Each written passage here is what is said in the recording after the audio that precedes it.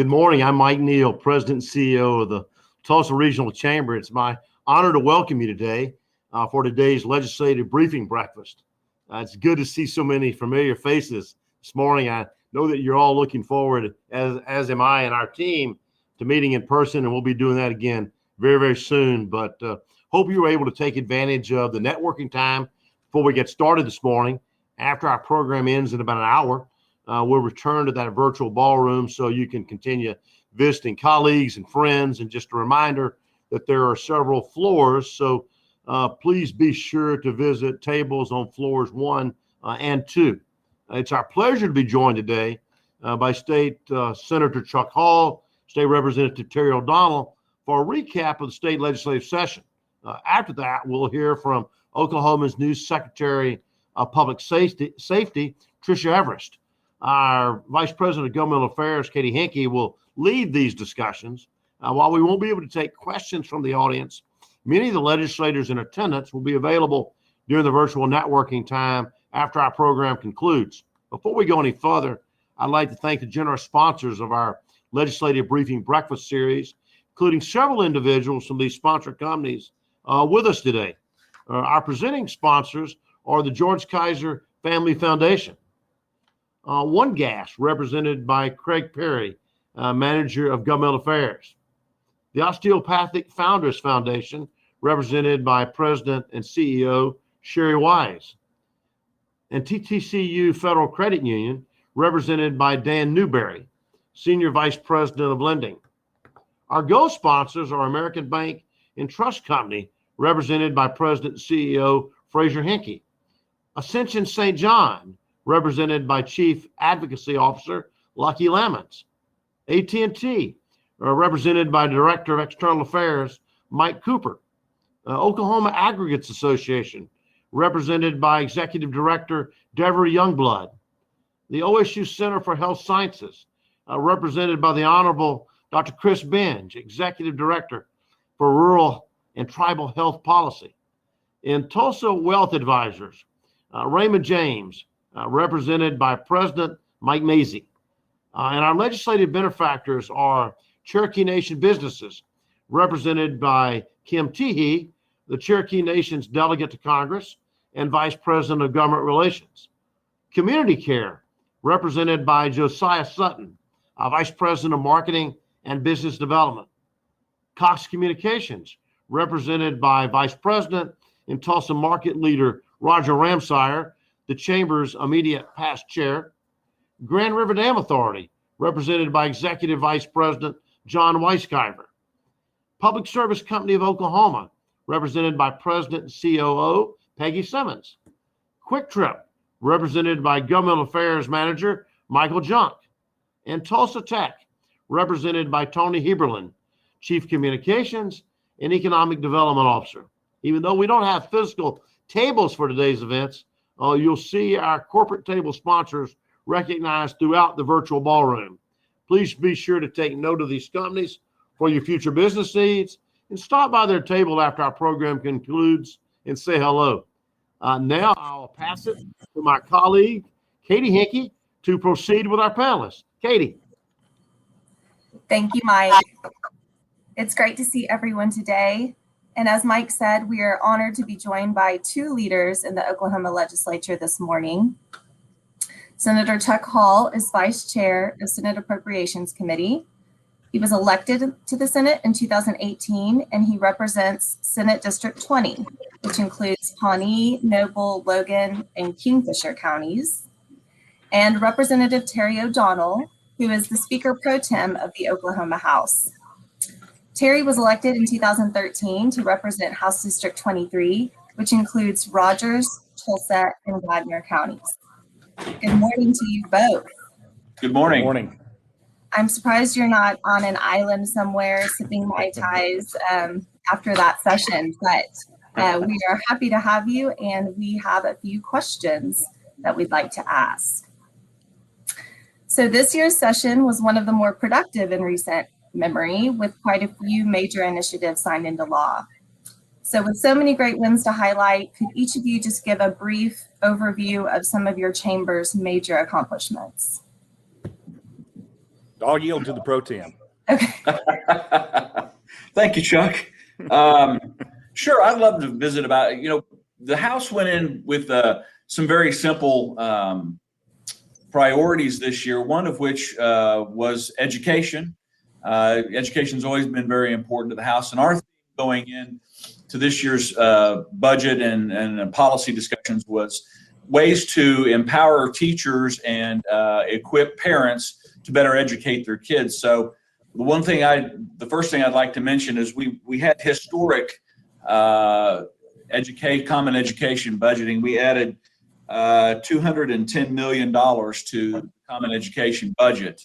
That number is very significant because it's a state record for common education. Our common education budget is over, I think it's $3.2 billion now.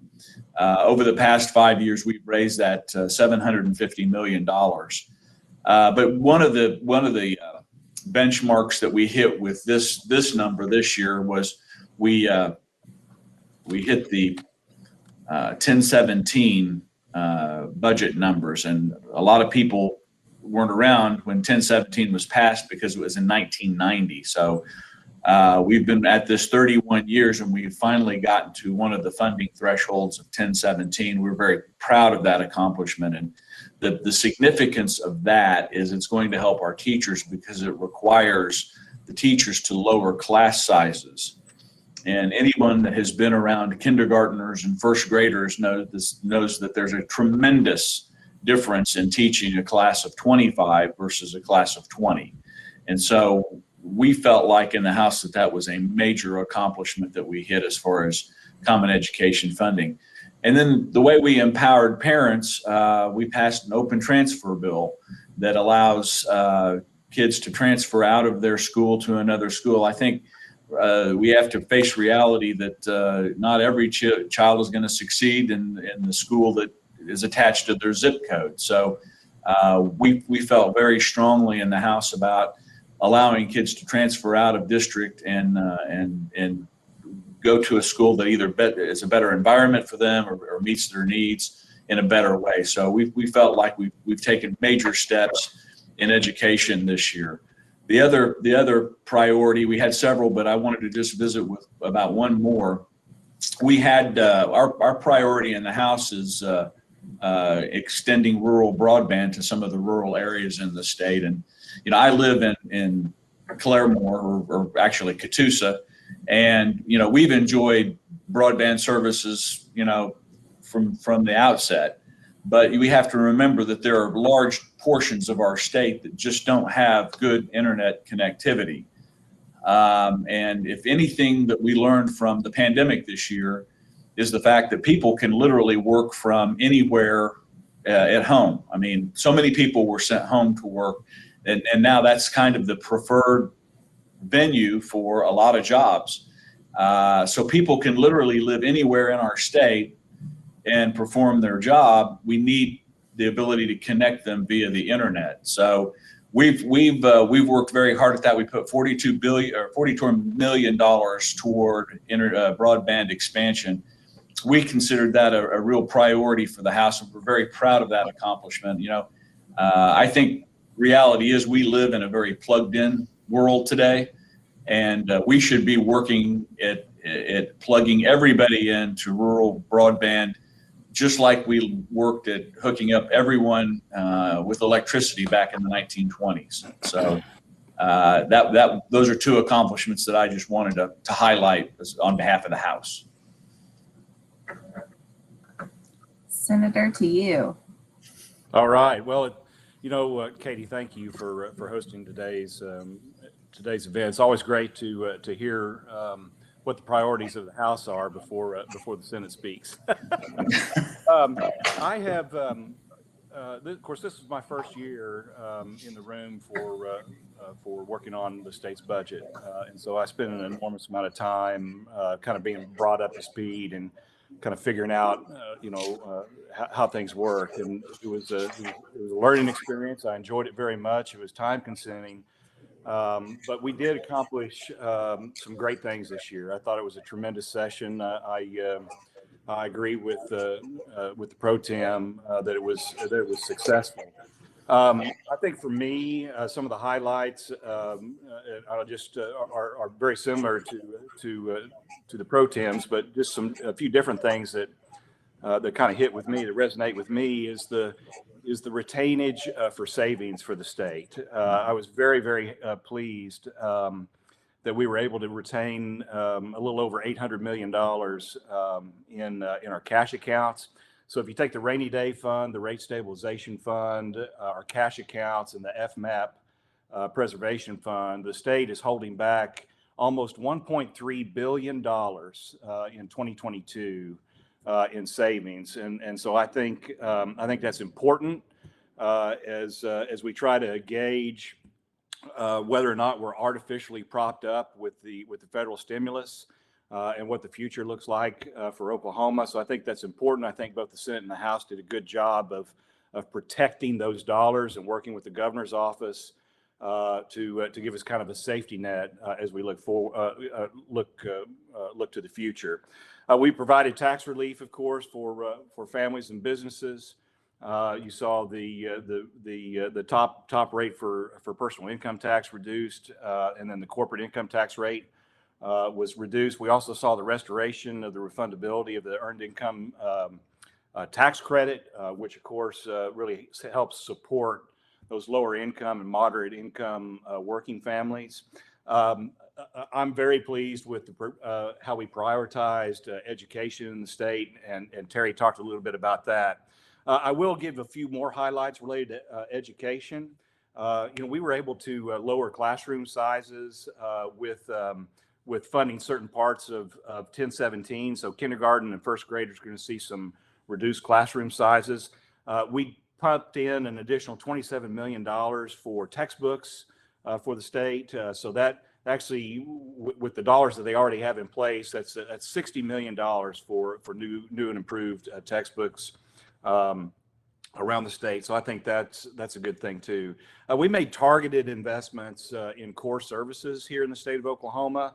One of the things that was important to my chairman, and the more I listened to him, the more excited I got about it, was almost $10 million to create a new children's health unit at Children's Hospital in Oklahoma City. We had a situation where last year, of course, these are children with some of the worst mental health issues in the state. We had 25 kids that we had to place out of state because we simply could not serve them. This is going to be a new unit with 30 beds at Children's Hospital that will be able to take care of Oklahoma children with some of the worst mental health issues, and to be able to keep them here is great for the state and great for the family. So I'm pretty excited about that. We were able to make good on our promise to fully match the endowed chairs program for colleges in Oklahoma. So I'm pretty proud of that. We were really uber focused on funding, of course, Medicaid expansion.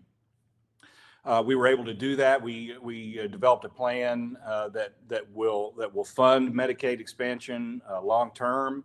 Roger is always great to say that we don't want to use one-time dollars to fund ongoing expenses.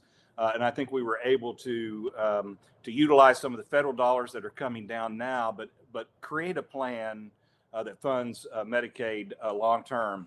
We were able to fund a trooper academy. Our troopers in the state of Oklahoma, we're seeing a lot of turnover there, a lot of retirements. So the idea that we fund a new trooper academy for our state troopers, I think is a good thing for the state.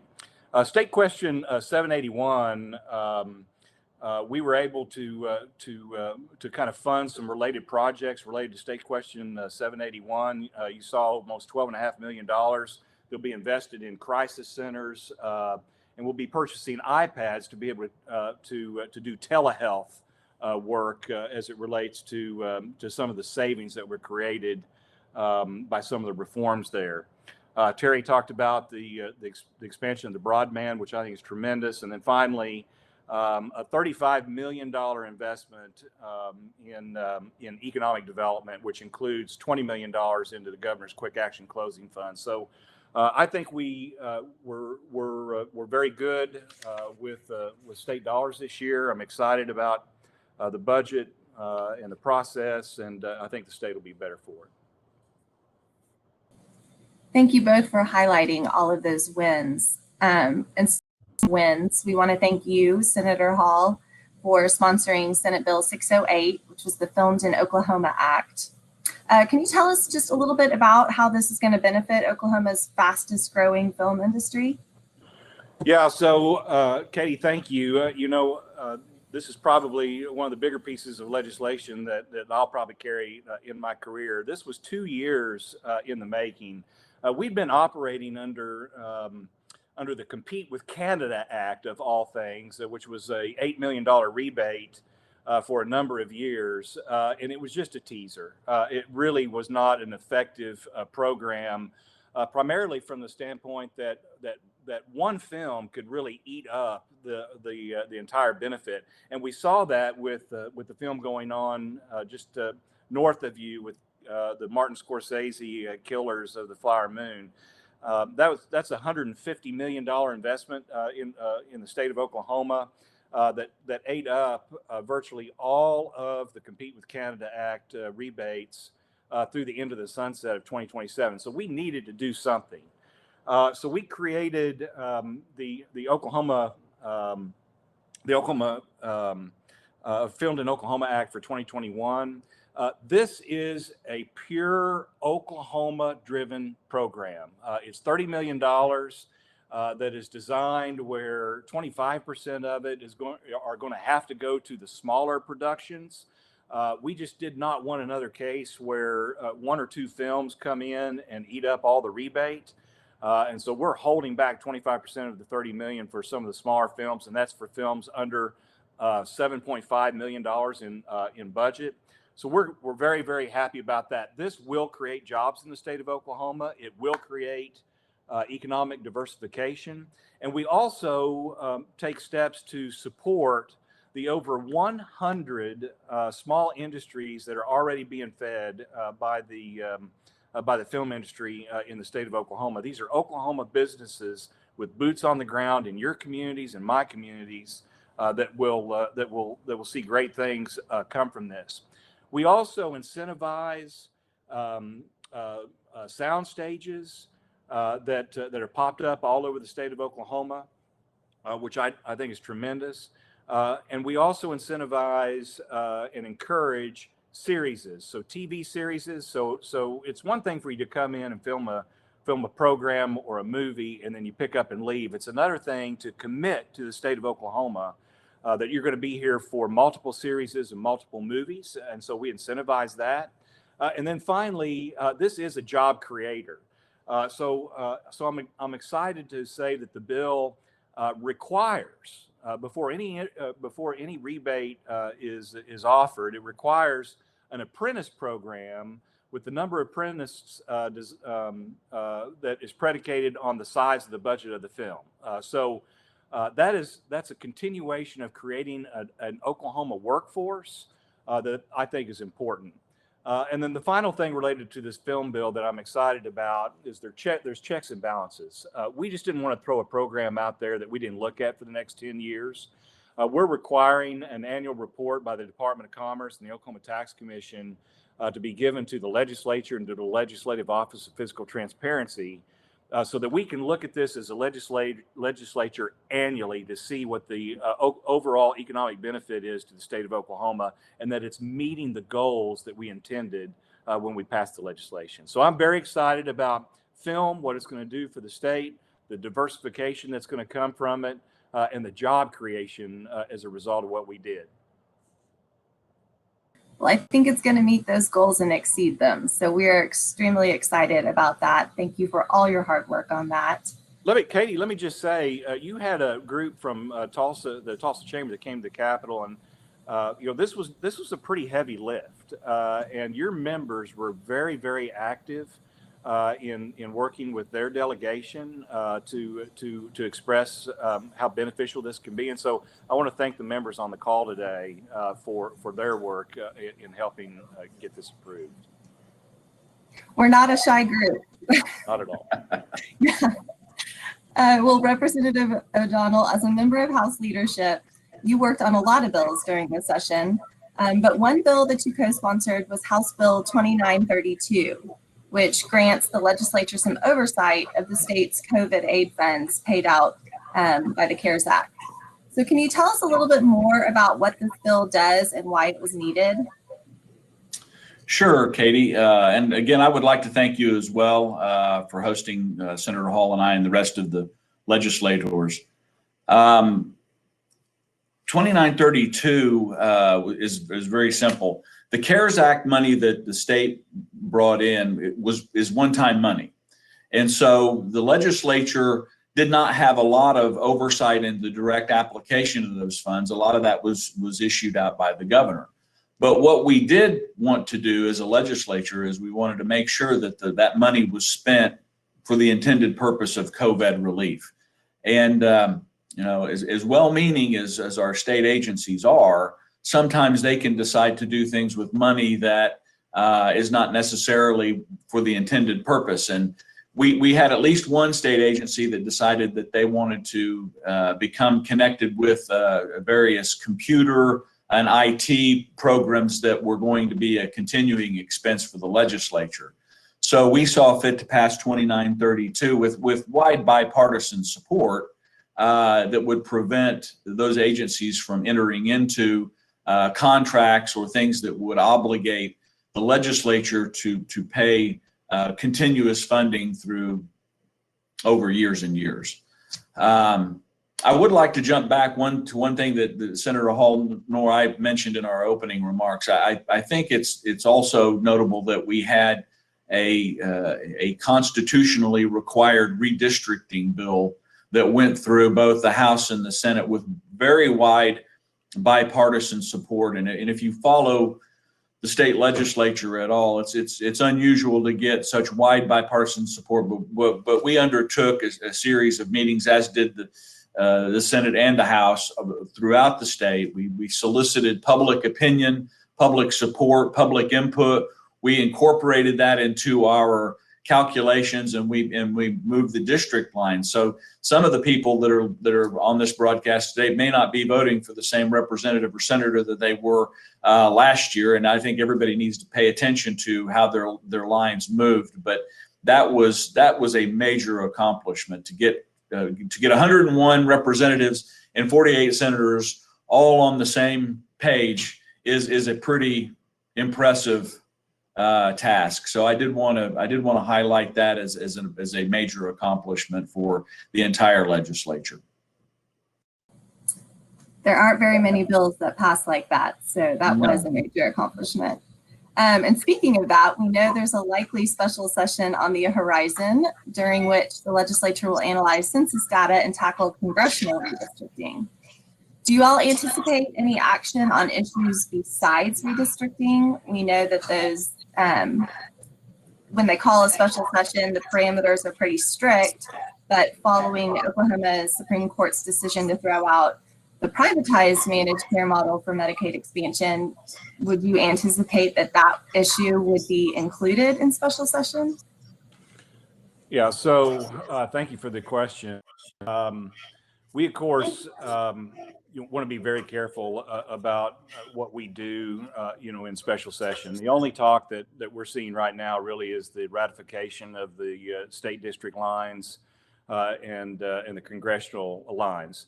That's necessary because once we get the formal numbers from the federal government, we may have to do a little bit of tweaking of the boundary lines from the votes that were taken when we were in session. And so we'll address that in special session. As it relates to the Supreme Court decision, of course, we're looking at that closely. I don't anticipate, of course, anything subject to change, and of course, the governor could get involved, and the leadership of both houses could change all this. So this is just Chuck Hall speaking. As I look at the landscape, I really think that what we're going to see is the HCA, the Healthcare Authority in Oklahoma, has the dollars to be able to take care of the expansion population for a period of time. And so I really believe that, of course, the requirement for expansion is in October. I think that we'll be able to serve the expansion population from July probably through the end of the year with dollars that the HCA already has through the federal dollars that came down, giving the legislature time probably to address this in the second half of the 58th legislature. Somebody could push the panic button and say we need to address this now, but I really believe that the HCA has the dollars to be able to take care of the expansion population now, but it's certainly something we're going to need to address in the future. Yeah, Katie, I would agree with Senator Hall on that point. The money that we appropriate for the Medicaid expansion was already going through the Oklahoma Healthcare Authority. So the money will be there. How that program is implemented and whether it's a managed care contract with outsiders or whether it's an expansion of the Healthcare Authority, that's details. I think we probably will have time to address that in our next session. You have to be very careful in special session not to broaden that, because sometimes I know, Katie, that you and I have both been through several special sessions, so we are always very guarded that not be expanded. So unless the governor and House and Senate leadership can agree to expand and take some action, I don't really anticipate that happening before regular session. Yeah, special session flashbacks. I still have nightmares. Well, we're out of time for our questions, but we just want to say thank you again for all your hard work this year. We hope you get some well-deserved rest. And Senator Hall, I'm sure appropriations discussions are already going for next year, but don't let Senator Thompson work you too hard. Thank you for just always being available to us. You guys work so hard and are so great to meet with our members every time we're at the Capitol, and we just appreciate all you do. Mike, I'm going to pass it back to you. Thank you, Katie Hinkey, and thank you, Senator Hall and Representative O'Donnell. We appreciate your friendship, your partnership, and certainly your leadership this past legislative session. We're now honored to welcome Oklahoma Secretary of Public Transportation, Tricia Everest. Nominated by Governor Stitt just in March, Secretary Everest oversees 55 agencies, including the Departments of Public Safety and Corrections. She was an Assistant Attorney General from 2004 to 2010, and she's the founding chair of Palomar, Oklahoma City's Family Justice Center, and Remerge, which helps divert mothers from prison. Secretary Everest, thank you so very much for being here with us today. We're honored to have you. Thank you very much, Mike. And thank you to all of the sponsors that make events like this possible, and to the Chamber. Everything that I love about business, true change happens when the business community gets involved. So for each of the sponsors, Mike, that you named earlier, I just recognize and I'm grateful that I'm aware of the companies and the foundations and the input that they have to positively make this a great state. Well, thank you, Secretary. Yeah, thank you. Go Yeah, ahead. we only have 5 or 6 minutes together, so I'm going to kind of jump right in. I gave a little bit about your background, but tell us just a little bit about yourself, the role of Public Safety Secretary, and really what your experience has been like as a cabinet member thus far. Well, thank you. That's a lot in 5 minutes. So I want to just hit the ground running. When I worked for the Attorney General's office years ago, one of my roles in General Counsel is that the government can only do what the government was allowed to do. So each of these state agencies. But when we look at it from public-private partnerships and from the business community, then we're more solution-based, and we're able to bridge agencies together and provide greater resources and come up with innovation, which I believe is very new to Oklahoma in the last couple of years. I am really pleased to be on this today with Senator Hall and Pro Tem O'Donnell.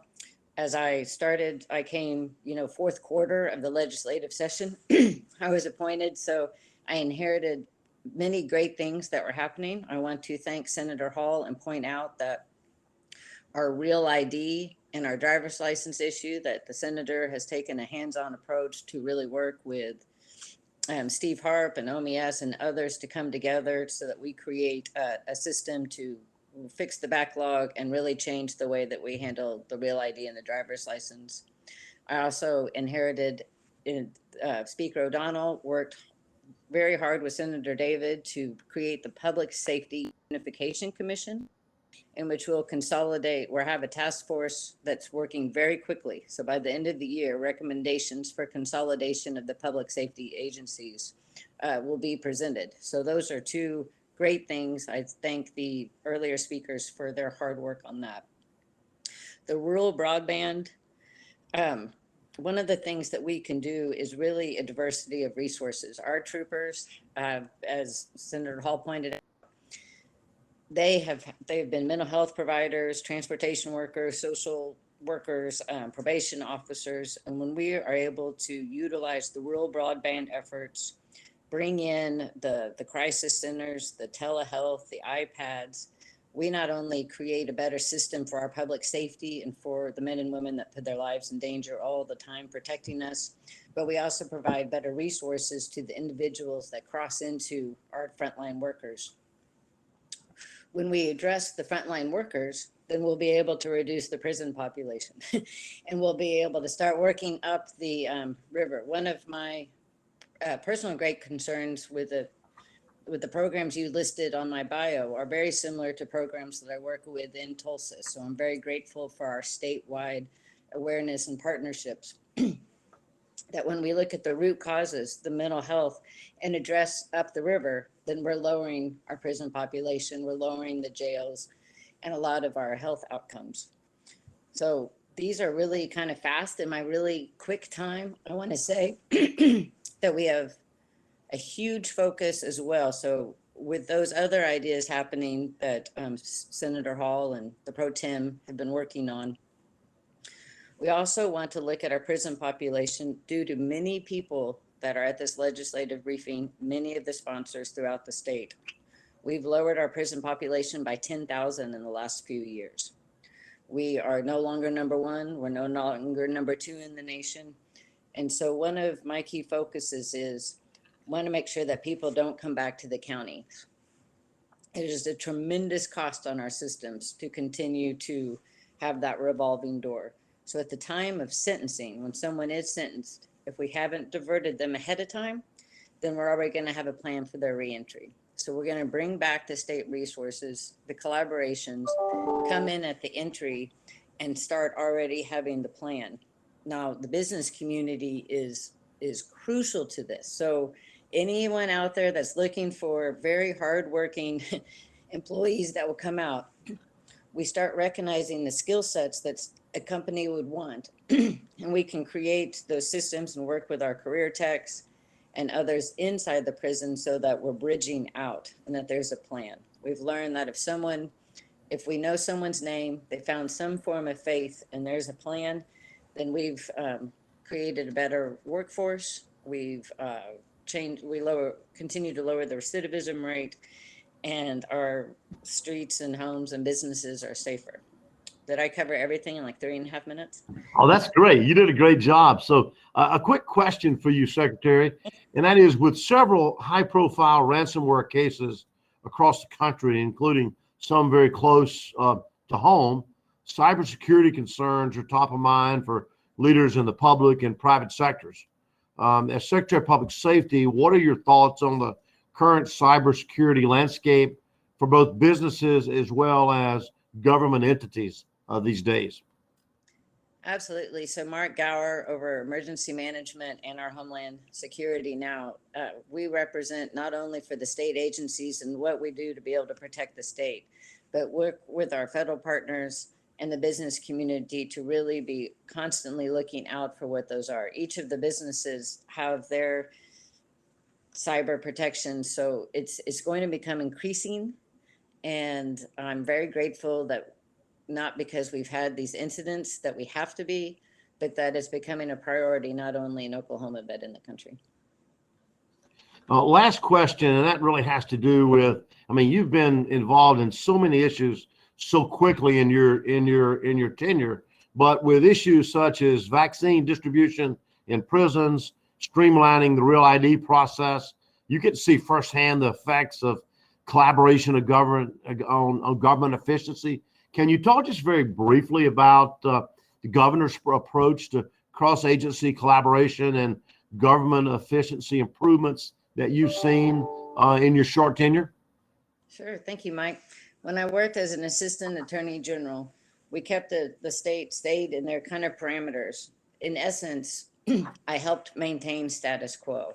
And in my role as secretary, we want nothing more than, we don't want any status quo. Keep asking why, be innovation. And so I really appreciate Governor Stitt for giving me this opportunity, and the cabinet that he has created. The business community is solution-based. And so we've been constantly hearing problems. And so individuals or organizations spoke of problems for many years. And I'm very privileged to be able to work with a group that are all solution-based, and how do we collectively come together? We don't have the boundaries that the bureaucratic idea does within their finite. Coming in from our standpoint, we are able to innovate and bridge together different programs, policies, ideas, and encourage those agencies that have been working so hard. The state of Oklahoma has the hardest working people that most people never hear about. But we're able to bridge and work together to give them more creative opportunities that will really change and make us a top 10 state. Well, Secretary Evers, thank you so very much. We're honored to have you with us today. Special thank you to you, to Senator Hall, to Representative O'Donnell. Thank you all so very much for joining us. We're now going to hear from other members of the Oklahoma legislature, specifically our Northeast Oklahoma delegation. We've got 7 additional legislators with us today. We want to give each of them a few minutes to speak and give you a few of the highlights from their perspective of this past session. I'll call each legislator by name, and they'll have 3 minutes to address our attendees. If we're not able to get to every legislator before the end of the event, please join us again for the virtual networking up until 10:30 afterwards. We'll lead off with my state representative, Representative Melissa Provenzano. Melissa? How are you today? Good to see you. Good to see you too. I'll make it quick. We had a very eventful session with lots of ups and downs. A point of personal pride, we were able to get the student loan borrower Bill of Rights across the line, signed by the governor without a single no vote. This gives Oklahoma college students who need to take out student loans at the federal level the protections that don't exist at the federal level for them when navigating the repayment of those loans. We also had the Play to Learn Act pass as well, which is good for education, good for young minds. That means, learning through play is something that we'll be promoting here in the state of Oklahoma, that hands-on approach. You just can't go wrong with it. We had the sexual victims' right to information pass across the line, where it says victims have that right to an advocate when they're proceeding through criminal procedures.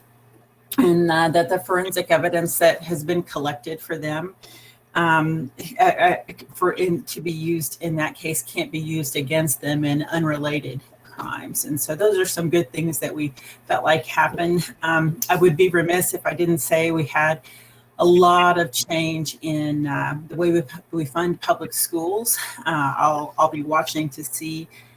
There's concern on that level. We had the scramble of the funding formula against lots of concern from the public education community about how that's going to affect specifically our rural and our urban schools. Open transfer, as well as the voucher program expansion for $5 million to $25 million. Is something that we'll be keeping a close eye on and is a concern. But beyond that, thanks for having me. We'll look to see what comes next and on to interim studies. Thank you, Representative Provenzano. We sincerely appreciate you and appreciate your work this past session and always. Thank you.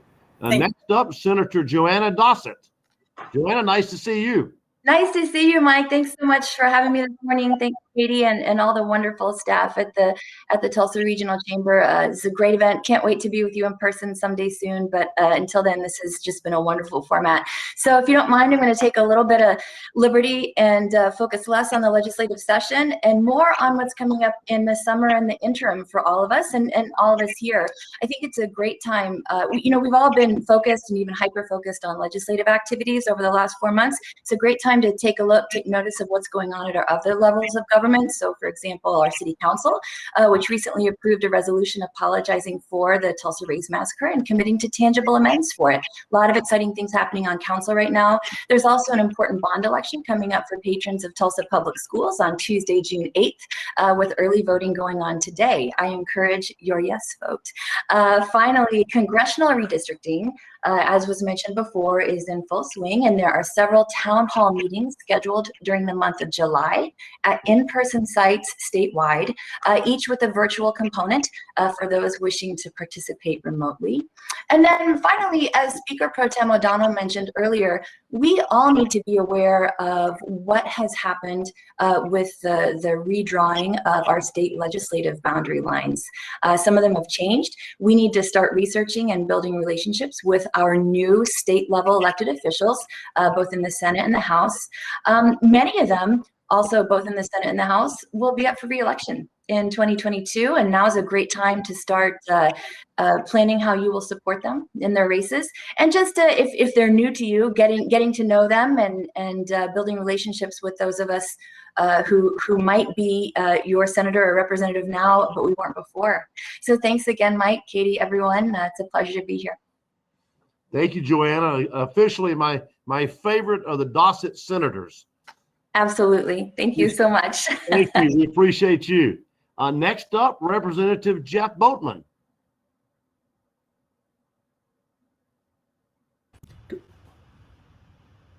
There we go. Good morning. Hello.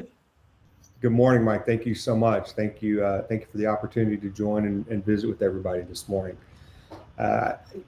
Yeah, I had a few really bills that I was excited about. Mental health has been a big issue for me since I've started. I've been working on mental health and public ed for a while. Senator Hast and I were able to get Maria's Law over the finish line this year that provides mental health education at an age appropriate level for kids in K through 12, so that we can hopefully take some of the stigma out of that conversation, open up those conversations, and then also engage some local resources into the schools.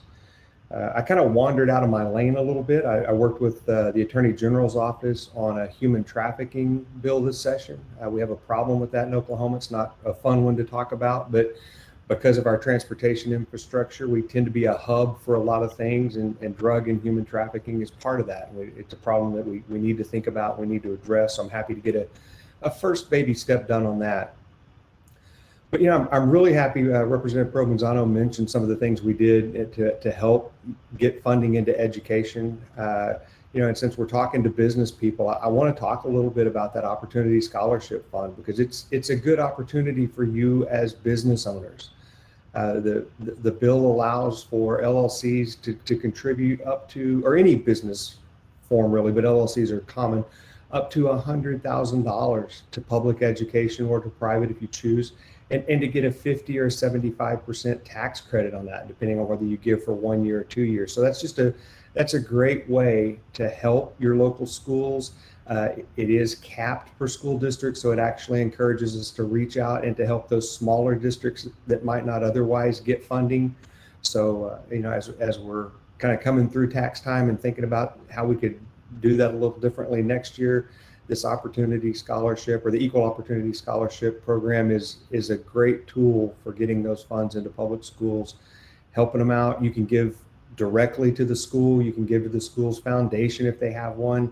It's really flexible in the way that you're able to do that. And then again, thank you so much for letting us come in and speak and for hosting these. It's been a good session, and I'm excited to see what we're able to do next year.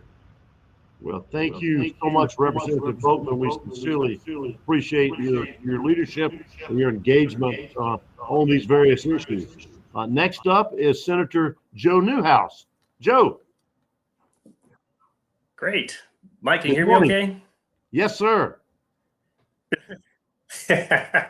Well, I want to say thank you to you and Katie for hosting. What a wonderful event. I'm actually across the Atlantic right now. And so for us, it's like 5 p.m. over here. So if you see me sip a little sip of beer, know that I'm not drinking early in the morning back in Tulsa. So but I wanted to say thank you also to Senator Chuck Hall. He's an amazing leader. I'm part of the Appropriations Committee, and just watching this budget, how we were able to work that, I'm very proud of it. And a lot of times legislators come to this meeting here, and sometimes people will kind of mope about and lament how the budget panned out, and they'll point to maybe some bad things in the budget. But overall, this has been a very good budget. We've increased funding to education by over $210 million.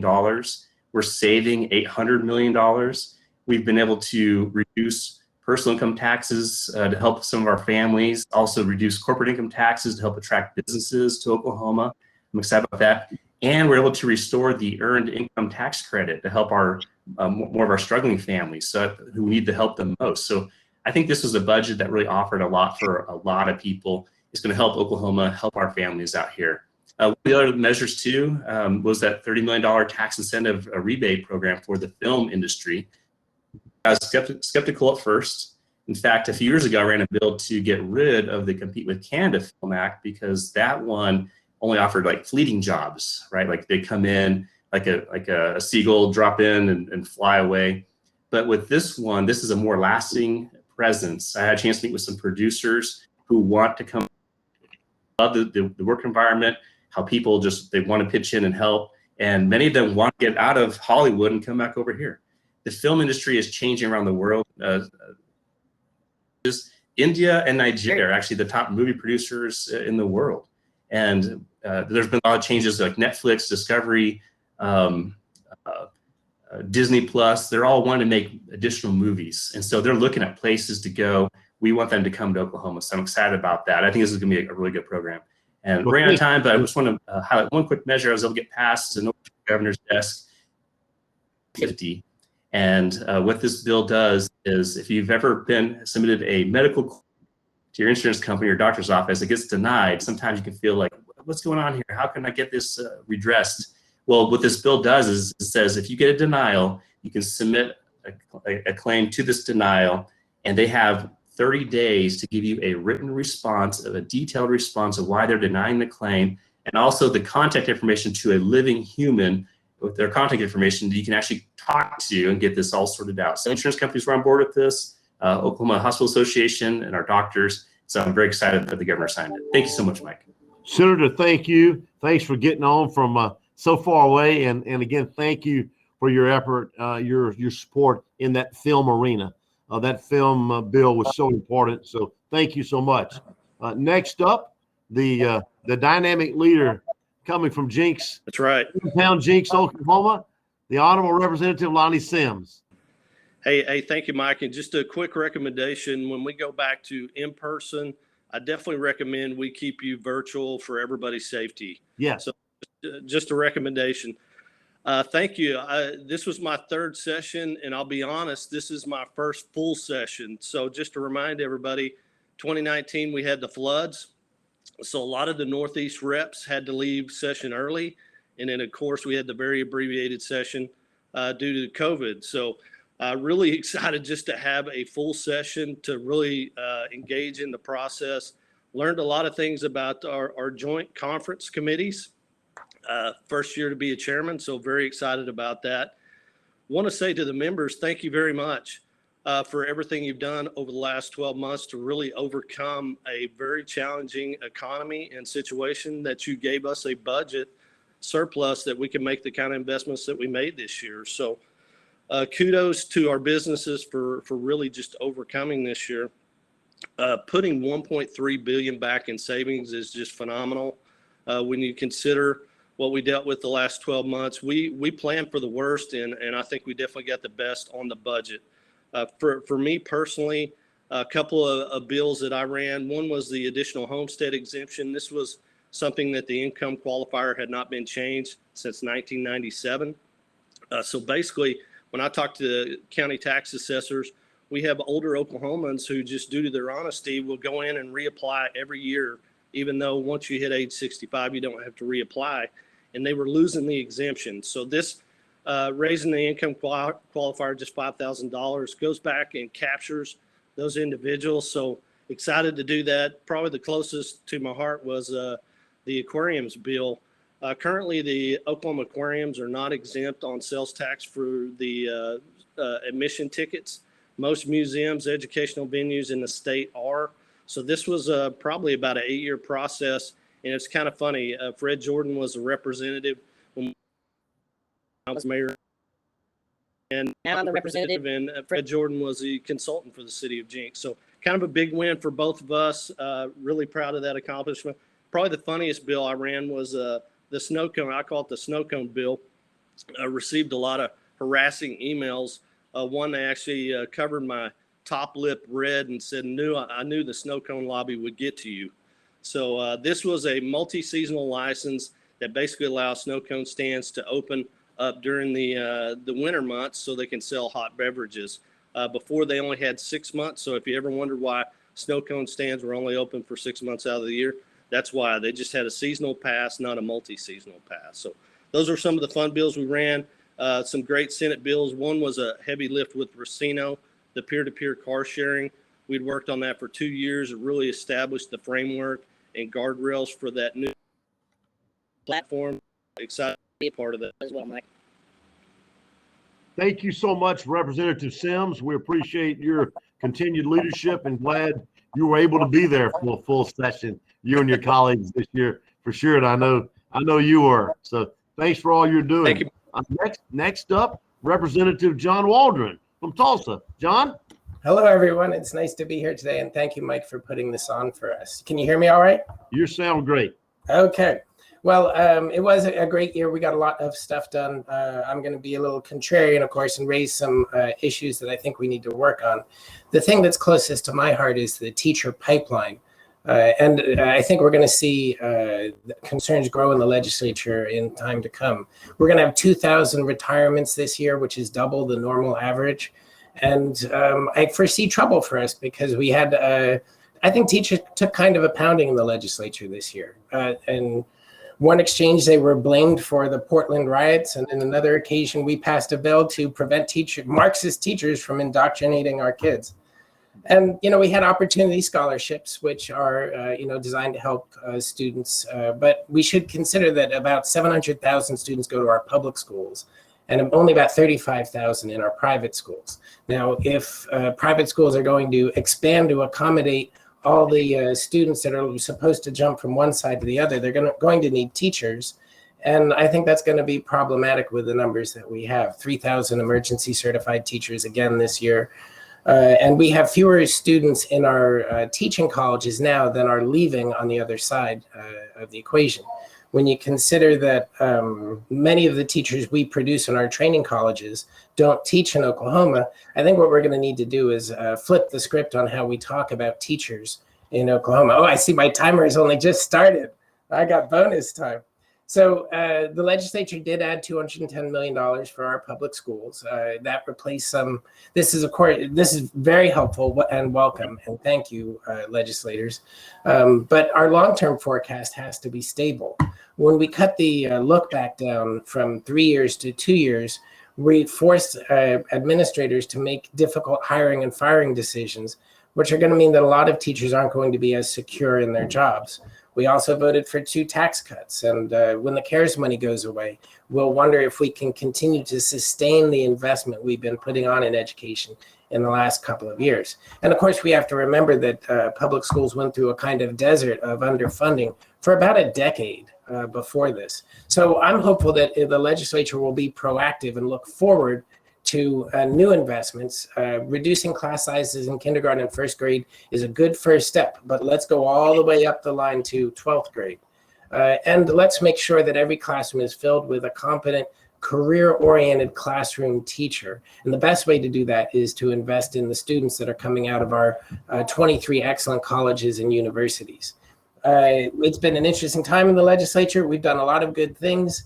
But I think we need to stop looking 1 or 2 steps ahead and look 3 or 4 down the road, particularly when it comes to education. It's probably the most important thing that we do as a legislature. So I'm going to exceed back a whole minute and 22 seconds back to you, Mike. Thanks very much for the time. Thank you, Representative Waldron. As a son of a 40-year public school teacher, I appreciate your comments about education and certainly the importance and the support of our teachers in our state and our local school district. So thank you so very much. Unfortunately, we're nearing the end of our event. So thanks to all of our legislators for joining us today. We had a couple that came early and had to leave to go to a Port of Catoosa event and some other things this morning. We appreciate all of them. Again, a special thank you to Senator Hall, Representative O'Donnell, Secretary Everest for sharing your insights with us today. Thank you to Katie Henke for doing a great job of hosting and facilitating that dialogue.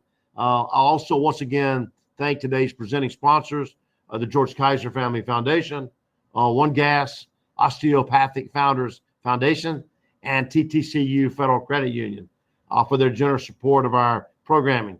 If you join later or want to share this event with someone, a recording will be posted on the Chamber's YouTube account. You'll all soon receive a survey to provide us feedback on today's event as we consider using remote for other future virtual events. Do let us know what you thought about today's experience. And again, please don't hesitate to reach out to our chamber staff or to me personally if we can be of assistance to you or your business. Let me also a reminder about folks who live in the city of Tulsa, particularly in the Tulsa Public Schools District. We encourage you to go to the polls next Tuesday, June the 8th. Early voting is open today, but it's important to go to the polls to support the future of our community, the future of our workforce, support these great young people, these young students in the Tulsa Public Schools. So our chamber board has endorsed this millage renewal, this bond issue renewal. And so we encourage you to go to the polls and vote yes on all four millage propositions, if you will, next Tuesday. Also, please feel free now to go join the virtual platform, network with some of your friends. Thank you all so much for joining us today and hope you have a great weekend. We'll see you soon in person very soon. Thank you.